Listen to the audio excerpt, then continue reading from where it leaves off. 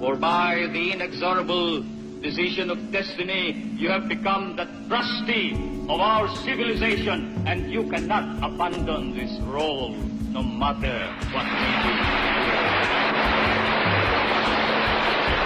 How can America speak to Asia? I would say, America, speak from the depths of your own heart. Speak in the language of Jefferson. Speak with the wisdom of a Lincoln. Speak with the compassion of Roosevelt, with the vision of Kennedy, and the ringing challenge of President Johnson, when he said, "The peace that I seek is not a peace that means the absence of armed hostilities. For where men hunger and hate, there can be no peace. The peace I seek is a peace of conciliation, a conciliation of the communist states with their non-communist neighbors, between the rich nations and the poor, between the great and the small. This is the peace I seek. Can it come about? In all my heart, I think it can. We have far to go. We have far to journey." Addressed in these accents, America, Asia will listen to you. And confronted with these challenges, Asia will respond.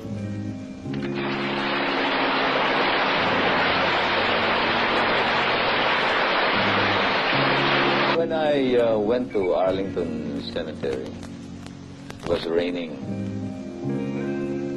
and I was reminded of it had been many days to stay in a foxhole, the water up to your knees, and wondering how many boys of my age, and I was a soldier, were now in foxholes doing the same thing, eating and sleeping in the foxhole. And then, as I saluted the tomb of the unknown, one thought entered my mind: there, but for the grace of God, lies I. When I went to the U.S. Congress, I kept telling myself, these are hard-headed politicians.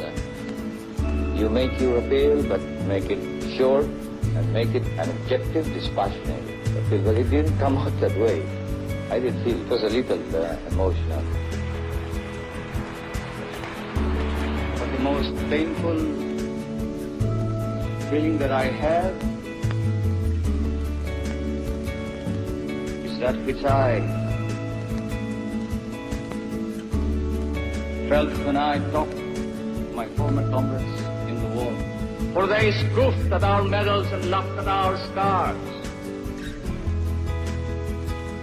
Especially one particular scar that I bear with pride. With as much pride as any decoration that has been granted me. A scar from a wound I received in attempting to save the life of an American comrade. "Where is your American friend now?" they asked me. "He is dead, and with him have died all our dreams." Yes, he was my American comrade.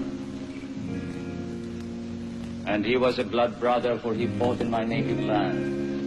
We were surrounded, as men often we were. We had to break out. And in breaking out, I saw him fall and try to crawl to safety. I returned to him only to fall beside him. The blood of Filipino and American commingling in Philippine soil. As I cradled him in my arms towards the foxhole, he said, "I die. But go tell them back home, you who will live. Tell them that I die with only one regret, and that is that America has failed us. And the Filipino that I was, as if I could retrieve him with my words from the hands of death, answered him with confidence. As I said, no, America does not forget, and America will not fail." Many years have passed since then. Time should have muted the tone of confidence, and the tyranny of circumstance should have eroded this memory. But today, I still say, as I have said to my people, no, America is just. America does not forget.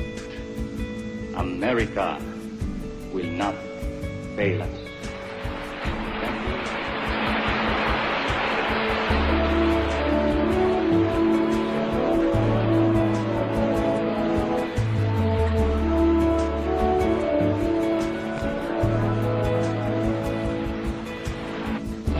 In the past 8 years, President Marcos initiated the successive changes in Philippine foreign policy, which drew the country out of the shadows of America into a position of near equidistance to all global powers.